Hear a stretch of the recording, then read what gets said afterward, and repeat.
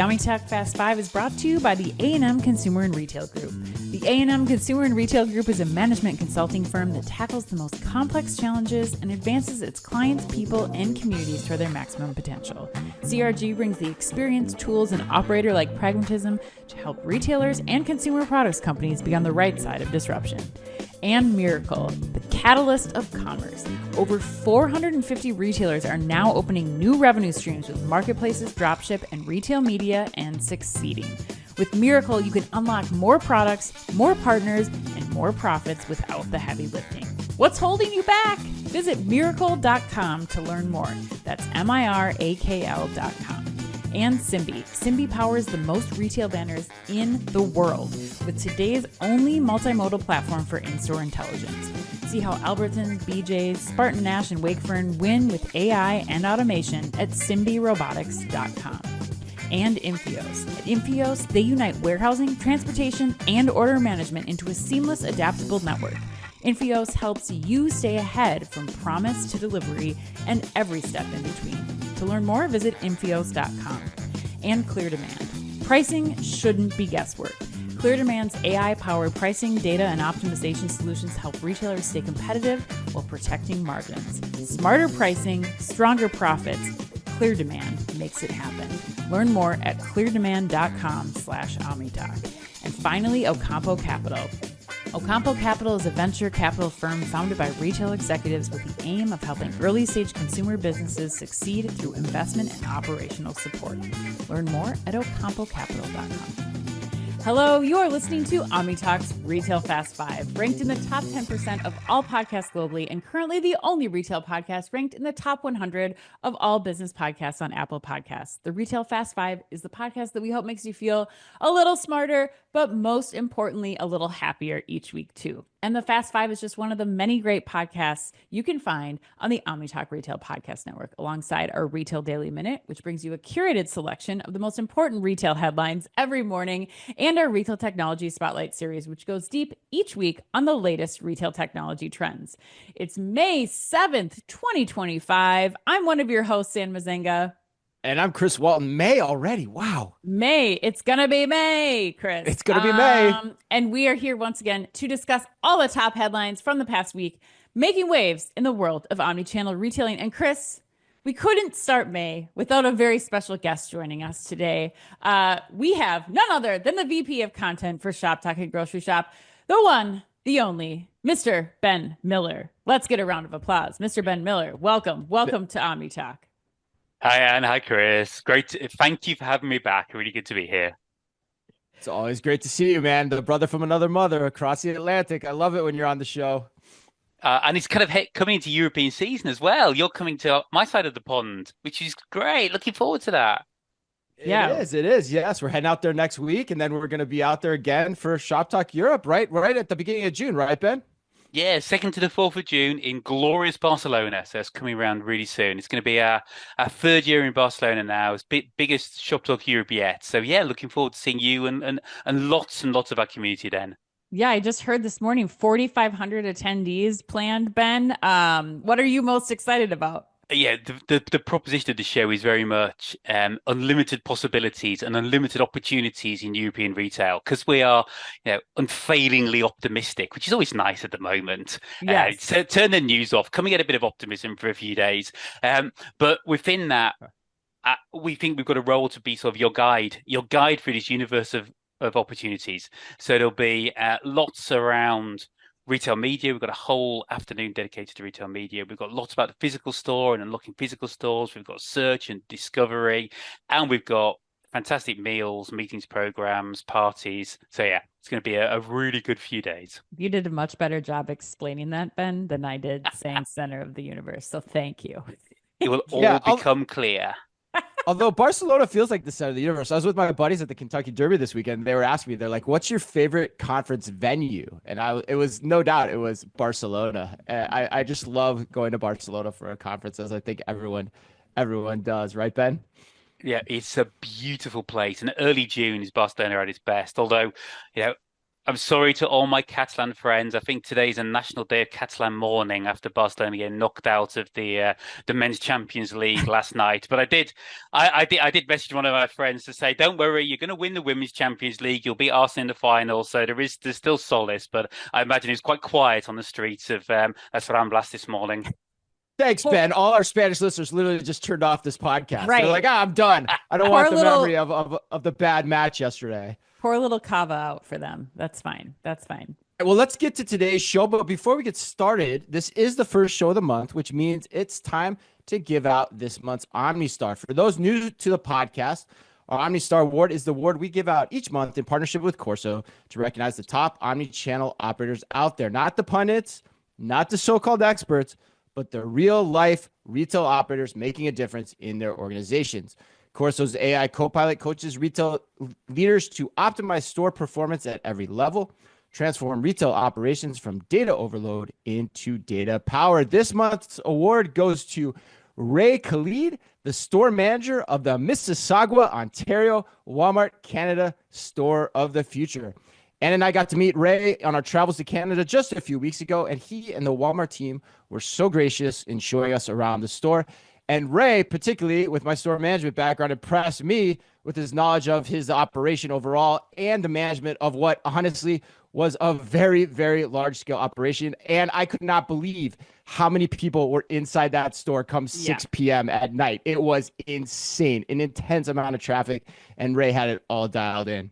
Yeah, Ray, you are amazing. You did such a good job, not only with the operations part of the store, but you can just tell how well respected you are with your team. I mean, everybody that we came across in that store and just in sitting down and really talking with him, he really is invested in not only making sure that the store is running correctly, but that each of the teammates in that store feel valued, feel that their role is important, and he does everything he can to make sure that he is available and accessible to them with whatever they need when you have that much traffic going through the store, Chris. That's got to be a welcomed relief for all those teammates. Yeah, and the dude's got a second job. His second job is giving store tours to executives and you know, geeks like us too. And if you haven't seen our video yet, you should check it out. I think it's got almost 50,000 views on YouTube of the Canadian Walmart Store of the Future. It's very worth checking out, and it might come up in today's conversation as well, because in today's Fast Five, we've got news on Walmart's U.S. Store of the Future in Texas. See, I told you, folks, a major UK supermarket's introduction of robots into its operation, Pinterest's supposed emergence as a search engine, Lowe's rolling out AI assistants for store associates, and Infios's Omar Akilah, a good friend of ours, stops by for 5 insightful minutes on how AI will impact order management system design. But we begin today with what was just, I can't think of a better word to say than just wild news out of Amazon and Saks. Ann. Yes, Ben, Chris, headline number one, Amazon and Saks Fifth Avenue have launched a luxury e-commerce storefront. According to Retail Dive, the new shopping section is called Luxury Stores at Amazon. It features a selection of merchandise curated by Saks Fifth Avenue, including women's and men's ready-to-wear beauty, shoes, handbags, and accessories. Merchandise is available through Amazon's app and website. The launch is accompanied by specially designed digital displays inspired by the windows of Saks Fifth Avenue's New York flagship, and the online storefront is also being promoted via a window installation at the Saks Fifth Avenue New York flagship store. Ben, we're going to go to you first, our guest today. Did Saks just signal its ultimate demise with the new Amazon partnership, or do you think the partnership is the right move to make? Thank you, Anne. I think look, there's two perspectives on this. There's the Amazon perspective and the Saks perspective. Yeah. So let's do Amazon first. Yeah, okay. So who wouldn't want luxury consumers on the platform? Mm-hmm. You know, high spenders, high net value, high margin goods, and it's something that Amazon has been trying to do for a while. Yeah, they've had these kind of luxury stores since about 2020, and there's been really limited traction to this. And somebody said to me the other day, which really resonated. They were talking about luxury retail, and they said to me, "Look, luxury retail is the game of making people really want things they really don't need," which I thought was great, and that's absolutely not what Amazon is designed for. Yeah, Mm-hmm. that's the antithesis of Amazon. So look, there's always been a mismatch. So for Amazon, bringing the Saks brand onto the platform and crucially getting access to their supplier relations, that's a win. And that win for them is probably what led them to invest in this new Saks Global formation last summer. And ever since they did that, this move has felt pretty inevitable. So and that, I think that context is really important because Amazon, along with Salesforce and Authentic Brands Group, helped finance Saks, the acquisition of Neiman Marcus. So they helped finance the creation of Saks Global. And I think that's the rub. Really? If you start going from the Saks perspective, there's been so much coverage about this acquisition. We could, I'm sure we could do a podcast series in its own right, but yeah, I think everybody's aware it's not going very well. It's got a huge amount of debt. It's raised over 2 billion in junk bonds to finance the acquisition. It's got a really large debt repayment coming up soon. So, Saks has to find the cash flow to be able to make that payment. And he's got to keep Amazon, one of his big investors, on side. And I think when you strip it all back, I think that's what's driving this activity above anything else. Interesting. So you think there's no value, if I'm reading between the lines, you don't think there's value from a consumer perspective. You just think you think that they're not going to be going to Amazon for luxury. That's just this is a move to pacify investors, not so much or keep the peace, not so much for the consumer. I think the rationale is really strong for why Amazon would want to try and make this happen. I think it's really challenging to see why from a Saks perspective. Yeah, that makes sense. Chris, where do you land on this? What are your thoughts? Yeah, I mean, a couple thoughts on what Ben said, and then kind of add my own twist to it too. I think that for Amazon, it's kind of a no-brainer in a way, but I would caution the idea of Amazon being able to get all the brands under the Saks umbrella onto the platform because the brands still have to get permission to sell. And I lived through that at Target when we acquired some high-end cooking online websites with the idea or the premise that we would get access to their brands, which turned out not to be true. We saw the same thing with Moose Jaw and Walmart, the kerfuffle that they had trying to do the same thing. It just doesn't happen that way as much as people want to think that it does.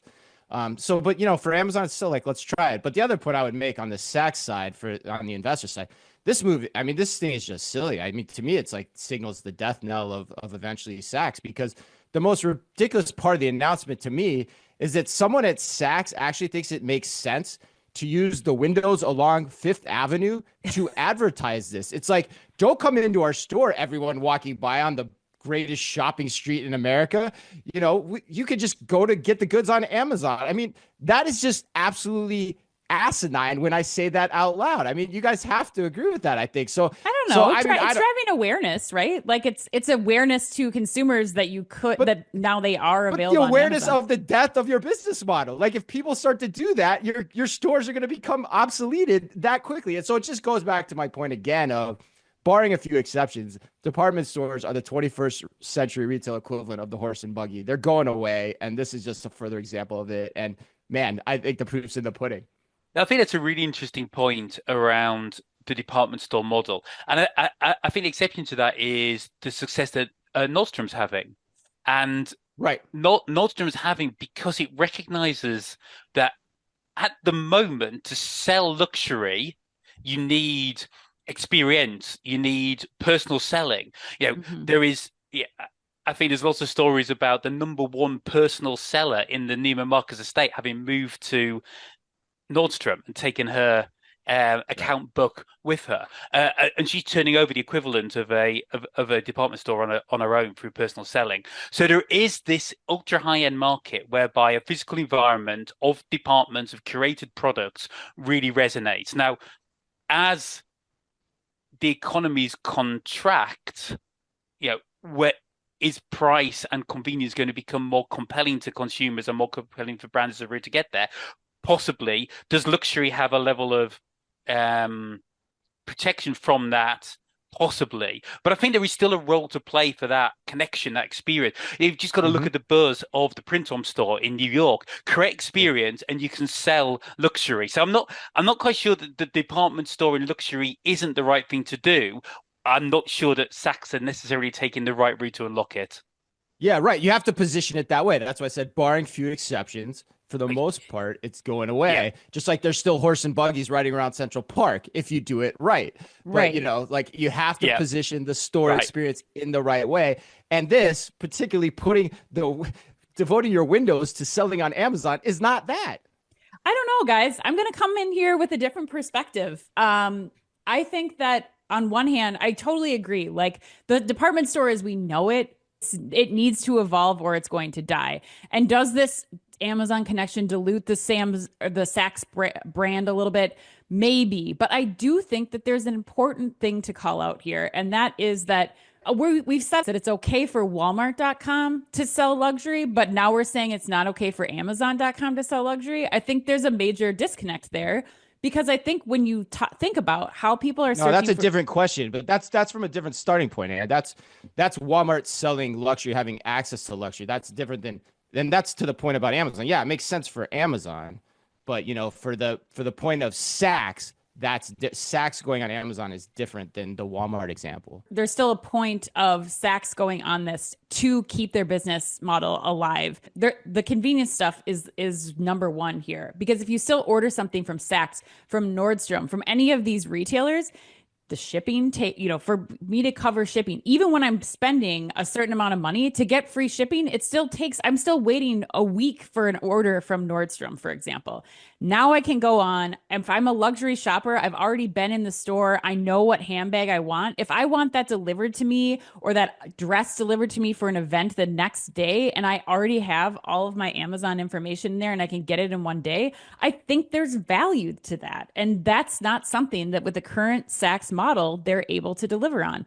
Second, I think when it does come to searching for something like yesterday, I'm looking for basic black t-shirts, but I want a high quality black t-shirt. When you start to think about things like Rufus that Amazon's deployed, where I can have an engaging conversation with somebody. So the new version, the like now version of what that sales associate was able to help me with on in a store. When you think about how that's happening on Amazon, and now I can be served up not just Amazon Essentials t-shirts, but I can also say, Rufus, I want something that's a little bit more high quality, and maybe I'm getting a James Purse t-shirt that I would only be able to get if Saks is on the Amazon platform. So I do think that there's value, and this is Saks and Amazon kind of evolving together into the new definition of selling luxury. Wow, we're starting off hot today. So shots fired there. But okay, I'm going to refute the point on two things. The first part of that, just use Buy with Prime then. Why do you have to do all this? Like you could get all those shipping benefits just by linking up with Buy with Prime. You could, but And I the think that second, assumes that people are going directly to Saks.com, which we know they aren't going to Saks.com as frequently, and they're going to Amazon. but that was the premise of what you said. Like they're shopping there and they're not confident in the delivery and the experience. So okay, then get confidence in the delivery experience by linking up with Buy with Prime. But then the second point is you're thinking about this in isolation. You have to remember too that Amazon already has items available from these brands on their website. So this isn't changing the experience. Not all of the brands. Well, the brands, anyone that wants to put a brand on the website as a third-party seller can do that. And that's been a problem on Amazon for years. So the search experience is not really going to be augmented by this in any way, shape, or form as well. So, all right, headline number 2. Walmart has debuted a new store of the future down in Texas. According to Chain Stories, the new supercenter is located in Cypress, Texas, which is both its first ground-up supercenter in 4 years and the first new construction of a store of the future in the U.S. Walmart plans to build or convert more than 150 stores to this new superstore model over the next several years. Highlights of the new store include a full-service fuel station with 8 pumps serving up to 16 vehicles, a modern pharmacy with a health service room and drive-thru, a refreshed vision center offering expanded services, elevated departments in fashion, baby, home, and pets, an ability for customers to use the Walmart app to engage with the store, including scheduling TV mounting, enhancing registries, or booking tire installations, something I love to do, store-wide digital shelf labels and updated Walmart branding and QR codes throughout the store to unlock digital tools, resources, and instant access to an expanded assortment. Ben, how much are you buying into Walmart's new store of the future moniker for this new Texas installation? Oh man, I wish that was open a month ago. I went after I Shop know, Talk in right? spring. I went down to Texas, spent some time with retail partners. We shot some videos for our kind of grocery shop, an inside grocery shop series that we're doing. So I'd have loved to have seen it in the flesh. I guess what thoughts on this? Number one, I'm amazed it's the first new ground up supercenter for 4 years. That took me back. But the the recent remodel supercenters that I've been in are really good stores. They're really well run, really consistent, strong operational standards. And what we're seeing is the increased kind of connection of linking those digital journeys from in home to in store that Sam's are doing, and they're probably a little bit further along the journey with what they've done in Grapevine. So that's really strong. Yeah, QR codes to unlock expanded assortments, getting people to drive in the app. So you've got more app usage, and then you can drive media sales through the app. You can drive Walmart Plus, etc. So that all makes sense. You've then got the efficiency bit. It's one of our big themes at the moment is driving efficiency and engagement and the connection between the two. So again, there's a lot here. They're talking about continued rollout of digital shelf edge labels that we talked about before. So there's a lot that is positive. I think probably the interesting thing is, is this a store of the future concept? I mean, you guys ran Future Labs. You're better at this than I am. For me, no. This is a store of now. So this is a really good execution of what retail looks like. And I think the watch out for me is if there's other retailers who are looking at this thinking that this is store of the future, then they're behind. This is store of now, and there's other things going on elsewhere in the Walmart estate to show you what some of the things in the future might be. I agree. This is the problem with the term. And I don't know if Walmart's using this term or if the media is using this term, which is why we do what we do, which is this is not a store of the future. It's it's essentially the prototype of the future, right? And that's what you're saying. You're thinking too. I can tell by the way you're nodding your head. It's like, it's not even that futuristic. It's, compared to what we saw in Canada, which was much more futuristic, but even that is kind of a prototype of the future design. It just seems like a pragmatic, incremental evolution versus like a revolutionary store of the future idea. At least that's my take. Ann, what do you think? Are we going to agree on this one? Or are we going to? Yeah, Are we going to start off salty? I don't like that I get called salty for just disagreeing. I said we are going to start off salty. Okay. I didn't say you. I said we. I think you guys are right. I mean, it's just this is the new format stores for Walmart. I think there's, especially at this Texas location, it sounds like they're just setting up a store that will better allow Walmart to compete and to position itself, especially in Texas, with major competitors in the same demographic, like HEB. I mean, they're making their own tortillas in store. They have a highly curated bakery. Like, maybe we'll see more grab and go food in this store that really allows Walmart to be in that same consideration set that you're getting from other major players in that Texas market. And I think if this was a true store of the future, in the sense that, Chris, you and I learned when we were building Target store of the future, it's like there's got to be more that's in test mode than there is like live in the physical store. This to me is that concept that is just new, the new format for Walmart. If it was a store of the future, I would expect to see a lot more tests, like small scale tests going on, than what we're seeing in the store, and more on the side of consumer facing technology, associate facing technology, supply chain technology than what we're hearing about specifically in this format. Yeah, 100%. 100%. There'd be more concept work in terms of different things that they're trying to see if they can change the operating dynamics of the business model itself to squeeze more profit and sales out of the operation. So yeah, 100%. And that's the other thing too. I imagine they're doing all kinds of things with employee tools and technologies, right. But they're probably doing that across the chain already. And they've probably talked about that a little bit, but I was surprised that wasn't more pronounced in the announcement, so to speak. Right. Yeah, it's something that they talked about at Shoptalk. So Cedric Clark's interview, the EVP, talked about the store app that they're using and how they're unlocking efficiencies. So yeah, I think we know it's happening.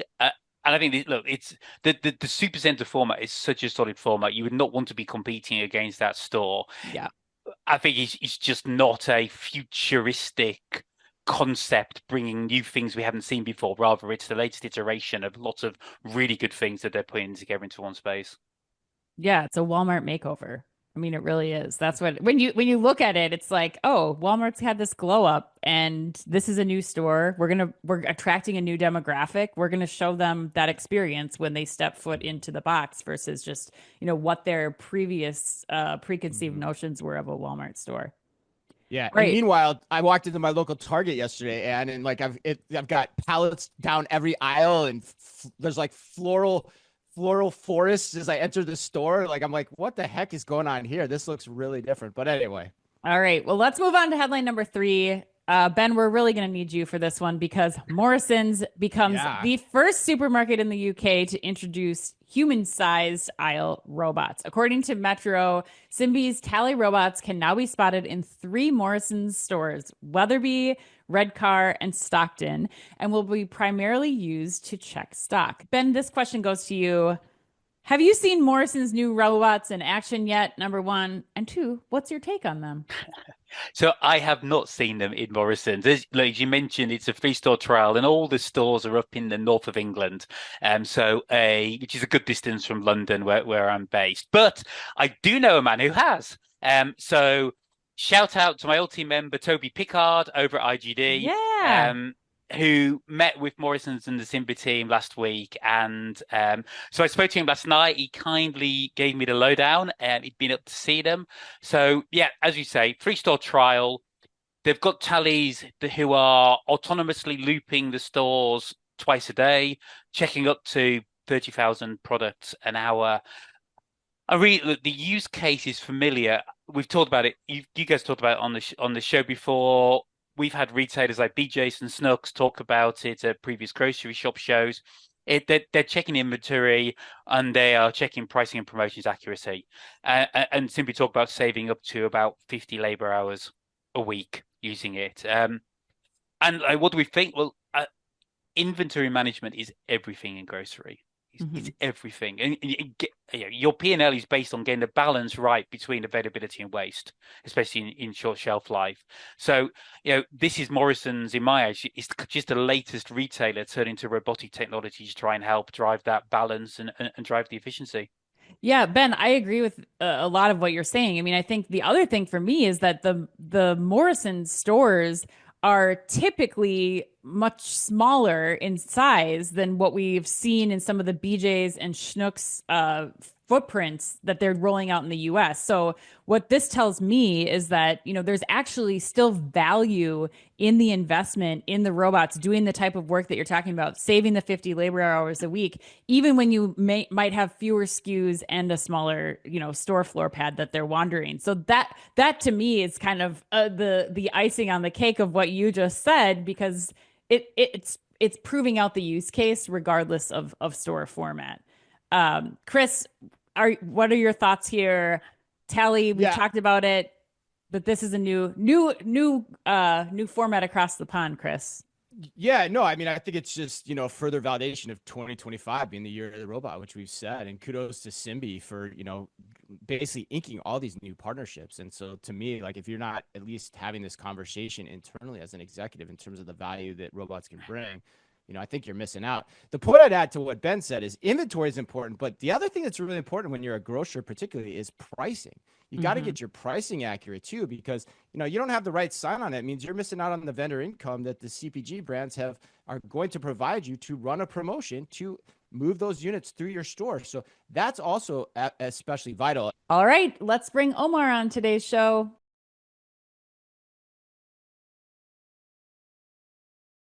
Joining us now for 5 insightful minutes is Omar Akilah, the SVP of Product at Infios and a former colleague of both Ann and myself at Target. And Omar is here to discuss how AI is already and also will impact order management systems in the future. Omar, let's start with this. You and I've spoken about this a lot. You've spoken about order management being modular. What does a modular order management system mean for retailers, and why do you think it's an approach that many retailers would benefit from? At the end of the day, companies are looking to unlock strategies and capabilities, not installing a bunch of S systems, right? You think of OMS, you think of TMS, you think of WMS. Those were built more of a lumping of capabilities and functions in a dated view of the world. The world today is much more dynamic. And so I'm looking for functions that will unlock a strategy as opposed to installing a system and going through the time that it takes to do all of that. So growing with our customers is absolutely essential to the mission at Infios. And we do that by unlocking capabilities through modules, right? Not full systems. Meaning, we're now coming in order management system. We talked about inventory. We talked about optimization. What if you are a TikTok shop today and you do expand into additional channels? What you really need is inventory visibility and maybe order optimization. You're okay on orchestration. You can get orders to the right fulfillment channels. That's what we talk about when we talk about modular, right? Being able to understand where the customer is, right? Basically, to meet the customer where they are and then grow them into the future they need. And then we have the full capability suite, right? To help them get, add each module on as they grow. We see that as the essential, and you're seeing that a lot, Chris. You talk about Shopify and the environment there. You see, think about once you grow out of Shopify and you grow into the next segment, where do you go? What do you do? Are you going to continue to install a bunch of point solutions and then you have to manage all of them? Or are you looking for modular solutions that grow into quote unquote suites, right? That cover the breadth of the feature and functionality that you need. So we see whether it's order management, transport management, warehouse management, it's really about the functions and the capabilities, not about the systems that you're trying to unlock at whatever phase or stage you are in the business. Omar, how is then predictive AI and machine learning kind of transforming the way that retailers are starting to think about omnichannel order orchestration and fulfillment? So being able to understand what the data is telling you to optimize the right outcome for both you and your customer becomes absolutely essential in the future. And we see that AI is the backbone and the foundation of order management, from AI agents that help customers complete their orders to optimization and predictive AI to help ensure that you're actually protecting the right amount of inventory and optimizing the right decisions relative to which fulfillment channel should fulfill this order for you, to end-to-end anomaly detection, understanding that a problem is happening within the supply chain and being able to adapt and react in real time to solve this. At the end of the day, we see that AI will play a role in the supply end to end, and it needs to be, but the one thing we fundamentally believe is it has to be purposeful and guided by real use cases, not the buzz and the terms that you're hearing today. For those listening, like Omar is our go-to when we have questions about OMS. Like he's the first person that I call whenever I have a question about this. And so I want to ask you, I want to put you on the spot here. So what are some concrete examples that you can share of, when AI is used in real time and how it's actually impacting business decisions? Think of inventory, single pool of inventory. How do I segment that, optimize it, protect it so that I ensure that I'm getting the right outcomes for my customers and my business? Example, if I have a retail store, I know the inventory is not very accurate. I need to protect the inventory. If somebody wants to place a pickup order, I need to protect enough of it to ensure that I'm not giving them a bad experience by them walking in the store and the inventory is not there. Or while balancing the fact that I need to expose enough to not lose that sale, right? But then when I actually take the order and I now need to potentially ship the order to that same customer because they've decided instead of pickup, they're going to actually ship it.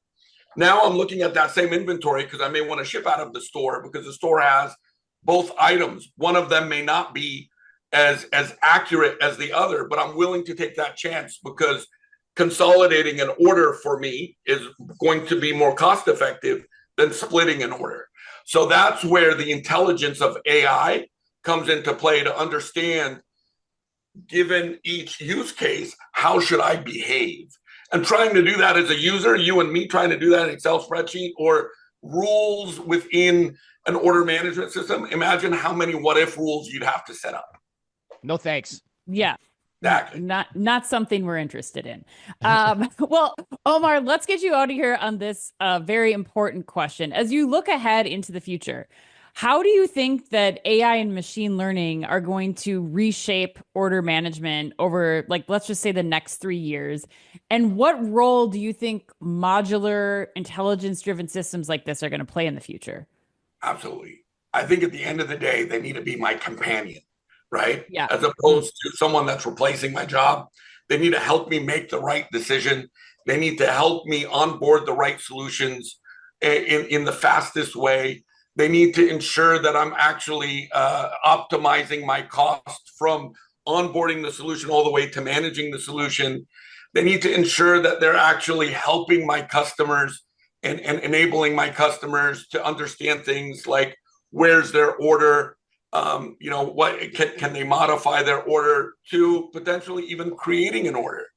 Ultimately, it should make things easier as opposed to more complex. So in a world where things are changing by the minute and everything's getting more complex by the minute, we're looking to AI. We see the role of AI in modular systems to make it easier for companies to do business by rationalizing all of the data that requires to make the right decisions and influence customers as well as business decisions to the optimal outcomes. I mean, especially with your example of the spreadsheet. So instead of managing the spreadsheet and all the complicated what-if scenarios that no one can possibly manage, you're basically saying, let's use AI and let's manage the AI to do this more efficiently. So absolutely, from spreadsheets to even agents, right? When I pick up the phone and I call someone and I ask them, hey, where's my order? There's some basic information that we can use AI to actually ensure that agent that's servicing the customer for a basic question can, AI can augment that, and that same agent can actually go to the more complex and more strategic things that I need them to do for me. Thanks, Omar. Thank you. Absolutely. Thank you.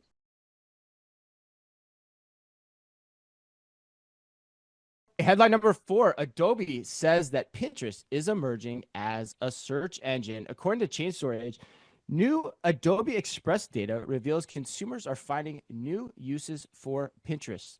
About 2 in 5 U.S. consumers, or 39% to be exact, recently surveyed by Adobe Express have used Pinterest as a search engine. Survey data reveals that Gen Z respondents in particular are driving this trend at 47%, followed by millennials at 39%, Gen X at 37%, and baby boomers at 25% of respondents.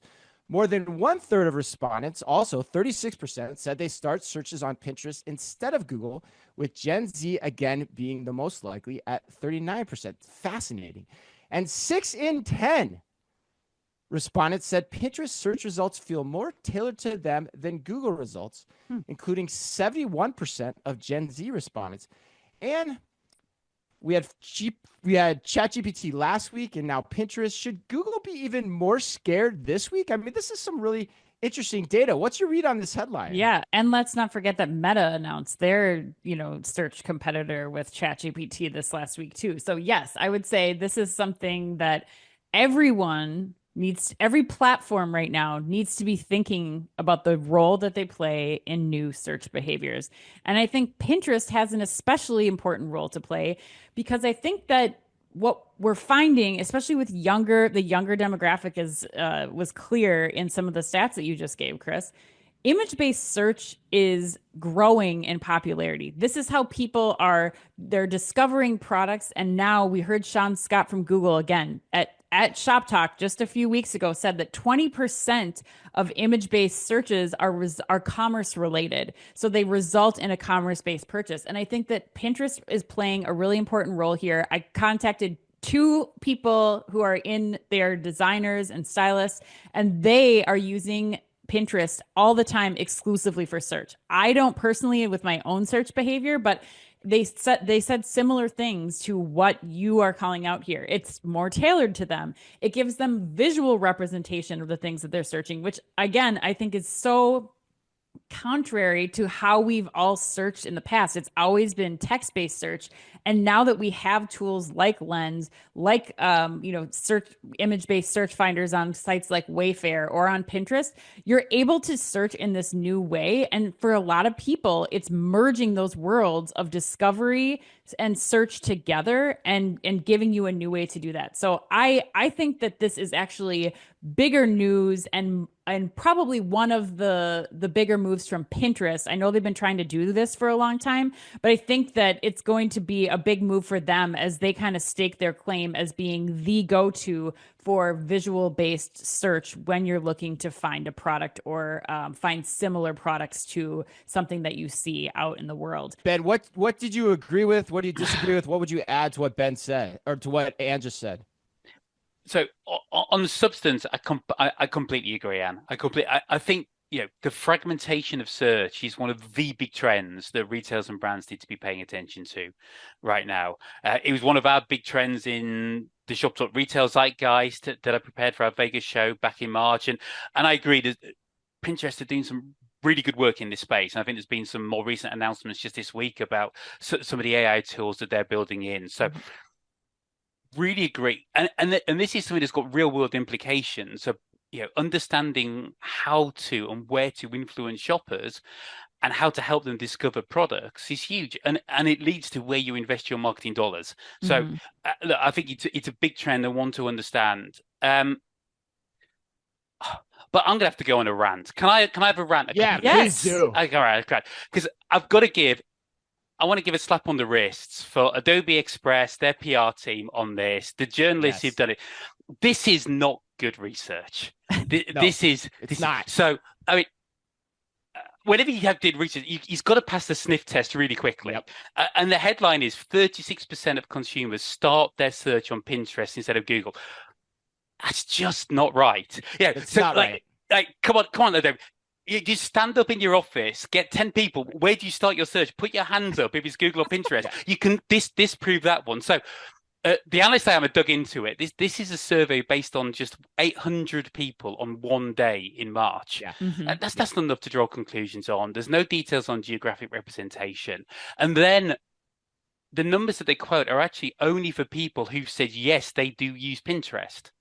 So actually, this 36% stat is only 36% of the 39%. We're getting really geeky, but even then, I'm not buying it. So look, I think there's a really important story here. I've got the privilege in my role of getting to assess and coordinate work with research companies about the topics that we put on show. I would not put this research on our stage. There's some great, really great, innovative consumer research out there.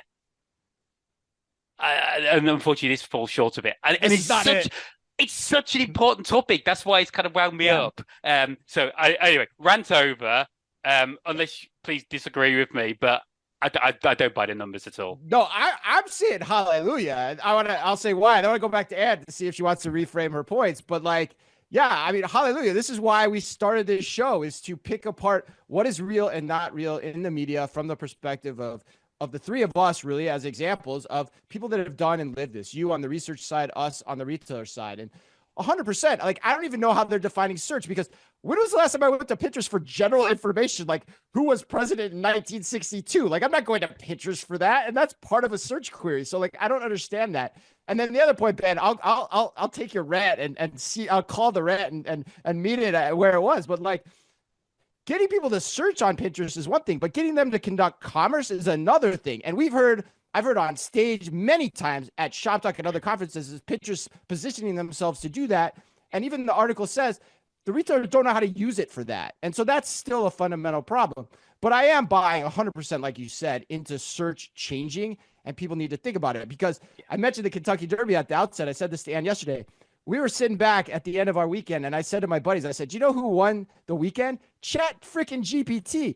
We were using Chat GPT every single day, every single hour to do everything. And it was wild. And I've never seen adoption to that point so quickly happen. And so, yes, that's absolutely gonna continue to change the landscape here. But Anne, what do you think? Are you revising your bullishness on Pinterest at all, given the two not in rants a shopping that context? I just went on, or Not in No. a shopping context at all, because I think that you're talking, I totally agree with what you guys are saying from a search perspective. Like if I'm going to find out who the president was in, 1923, like, yes, I'm not going to go to Pinterest for that search. But I think if you're talking about intent to purchase or intent to inspire a commerce-based purchase, I do think that Pinterest has a role to play here that we have to give credit to. I do think that there are people who are going to Pinterest for these searches.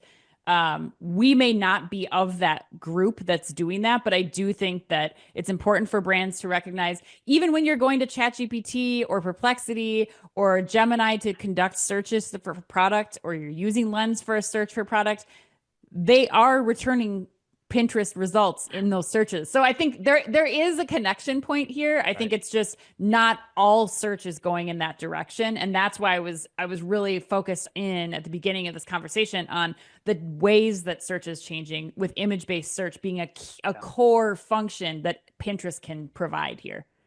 And I really agree. And this is what wound me up about that press release, because you're absolutely right. And it's so important for everybody to understand how this is changing. I think data that I've seen that I would more buy into says, okay, look, across the whole search environment, Google dominates and search engines dominate, but commerce is different.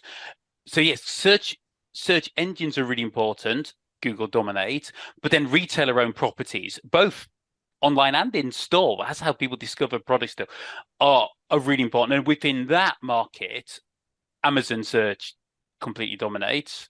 And then you've got social media. And social media is 10 to 20%. And it's growing and it's changing. But within that, Meta still dominates. That's why Meta and Amazon and Google have got such huge advertising businesses. But the social media bit for use for search is growing. We've seen it through TikTok. We've talked about that before. And Pinterest is absolutely part of that. What then becomes really interesting is to think, how do you influence that if some of your traditional marketing tools and your search sponsorship aren't available? And that's exactly what Perplexity told us in their keynote at Shoptalk Spring. They said, we are not providing the ability to influence search results commercially. We want it to be organic. And that has been, paying to influence search results is the number one bit of digital marketing. So you remove that, we still don't know what that market looks like. Right. So I think it's fascinating, and search is changing so quickly, and our ability to influence is changing so quickly with it.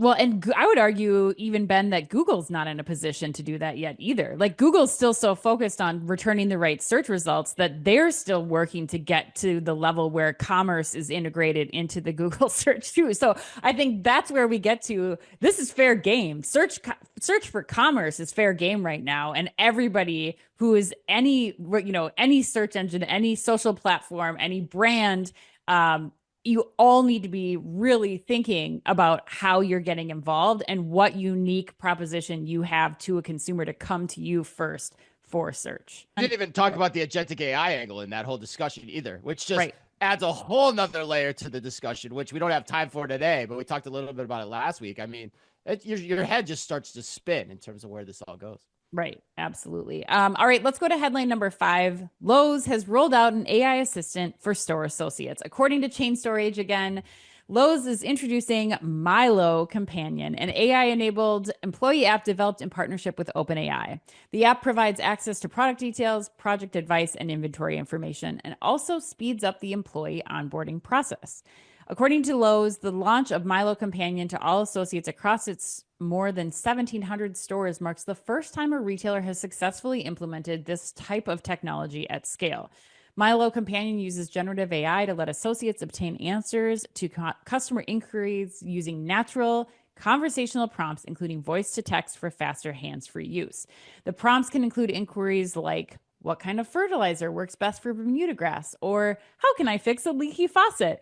And receive actionable information on the handheld devices that they already use. Ben, you get this question, and it is also the A&M put you on the spot question. They want to know, Ben, if Lowe's customers can now access the same AI assistant as in-store associates, do you think they'll eventually just turn to their phones for in-store home improvement asks? I think it's a really good question. And I think it's okay that it doesn't have to be an either or. And I think both are absolutely fine. So I really like this. This is a great use case for AI. Why is it a great use case for AI? There are certain categories where a higher level of customer service is really helpful. But when you walk into the store, you've got no idea if the person you're speaking to has been in this category, selling these products for 20 years, or was just recruited last week and knows less about it than you do. Yeah. So providing tools to help that consistency of experience is great. And you know what? If actually you're stood in front of the fixture and you just want to do that same query on your phone, that's okay. It's like the checkout versus self-checkout option. Sometimes introverts just like to walk around the store without talking to anybody, and that's okay as well. So let's not see it as a negative. I think it's fine. You're democratizing the data, and you're providing a better quality of response to everybody, regardless of how they want to access it. And I think for that, great. Well done, Lowe's. Yeah, I agreed. I'm going to knock the reporting on this one a little bit too, because I feel like it's just highlighting that particular use case of how to fix a leaky faucet and not what I think Lowe's set out. Like, I think Lowe's deserves more credit for what they set out to partner with ChatGPT to create with this MyLow assistant, which really, after talking to a Lowe's executive earlier this year who worked on this project, which really was about how do we use this for onboarding? How do we help our associates in the store who just started their summer job at Lowe's understand very quickly, like, what time does our shipment get in? How quick, what's our warranty like on these power tools, so that they can quickly have that knowledge. And then Lowe's was using that to help them better train associates in the future. Like, they're using that data in that way. And I agree. I think the idea that as a consumer, I'm going to go up to the 16-year-old for their first summer job at Lowe's and be like, how do I fix this leaky faucet? You'll know real quick whether or not you're getting the expert there or somebody who's just going to collectively look at ChatGPT or this MyLow assistant with you on it. But I think there's still value here in what MyLow was set out to do. But Chris, do you agree with that? Or are you thinking that you'd look this up yourself? I think 100% I look this up myself, but I think there's still value in it. Like if I don't know how to fix a leaky faucet, I don't want to stand there as a sales associate, chat GPTs that for an answer for me when I could just do that myself. That just makes no sense. So in addition to the media though, I think Lowe's PR deserves some tarnish here on them as well. And I like Lowe's PR. We've worked with them a lot of times, but like Chase Orange didn't get the line about the fertilizer and the leaky faucet on their own. That was fed to them through like their communications team. And so they're picking up and running with it. And that's where the disservice comes in, I think, for the retail industry overall, because they're looking at this, they're seeing those use cases. And then some people are probably going, oh, do we need tools to arm our sales associates to make them better at their jobs? Probably not in this way, because at the end of the day, we already know people go into the stores and think that they know more than the associate anyway, because they probably have been in the job for like 2 weeks. Right. So that phenomenon is still going to be there. But from a training perspective, it's important, even as a great tool to assist the high consideration sale, where, like you're having to walk people through a flooring installation as an example, or something like that. Like, that can then prompt the sales associate for like, these are the questions you need to ask based on the responses that you're hearing from them to understand more about who they are. Or you can pipe the loyalty program into those employee devices too, and get all the benefits from the questions that you can ask in a highly assisted sale. That stuff matters. But the way the story is positioned, there's no way I'm asking somebody. I'm just going to chat GPT whatever fertilizer I need for my Bermuda grass, Right. Like, or you'd have looked it up. Like, you'd have looked up how to fix your leaky faucet and made the list before you go into a Lowe's would be my, right. For something simple like that, 100% yes.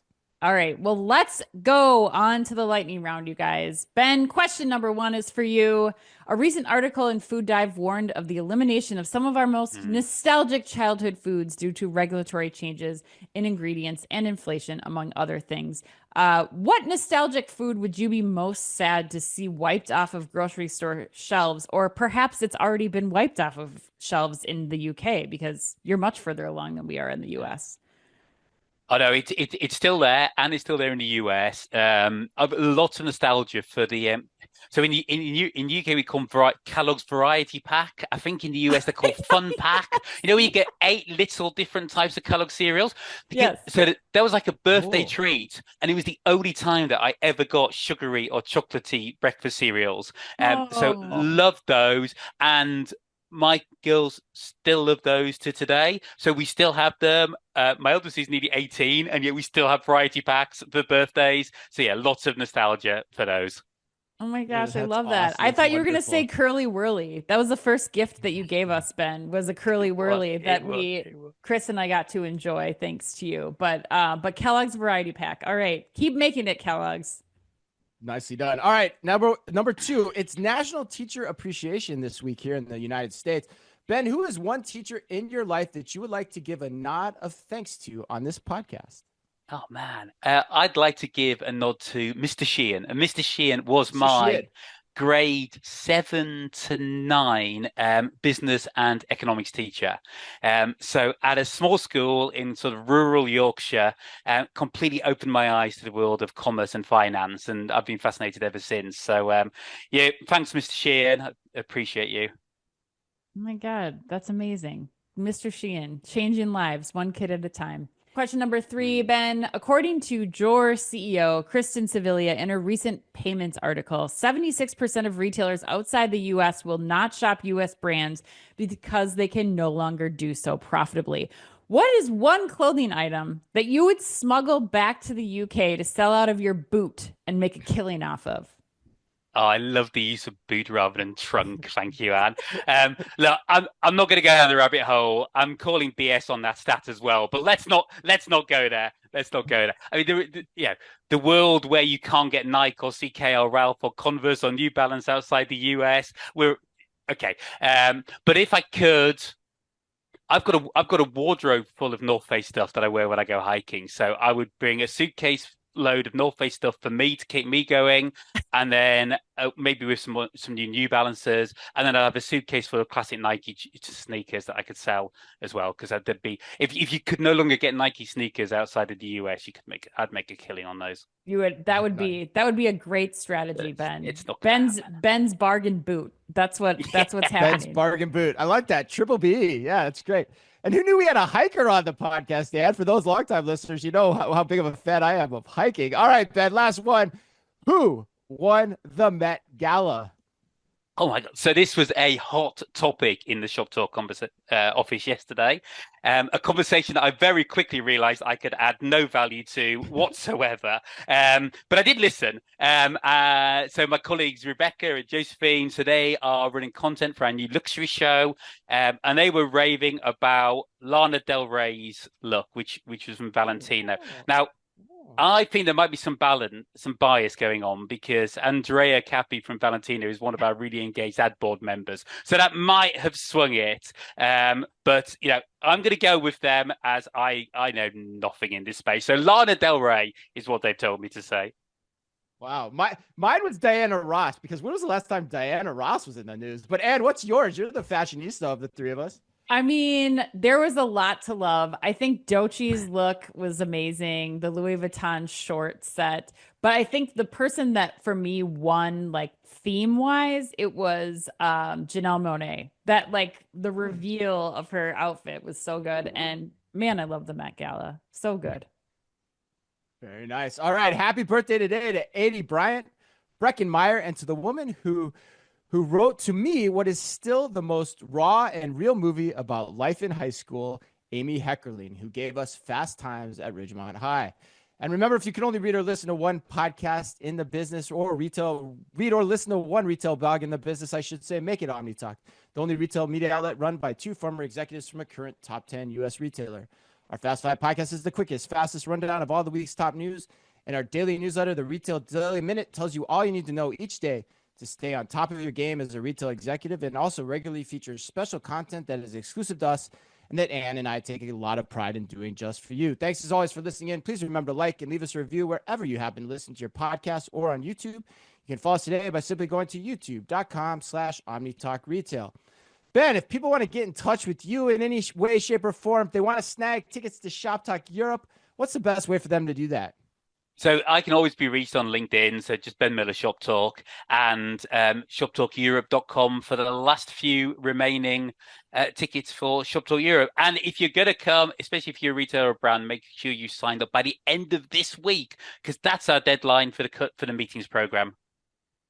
That's right. That's right. Great drop, Ben. All right. Well, Ben, thanks so much for being with us. We loved the conversation, loved the rant, loved the debate. This show got a little more salty than usual, as I said at the top of the show. So until next week, on behalf of all of us at OmniTalk Retail, as always, be careful out there.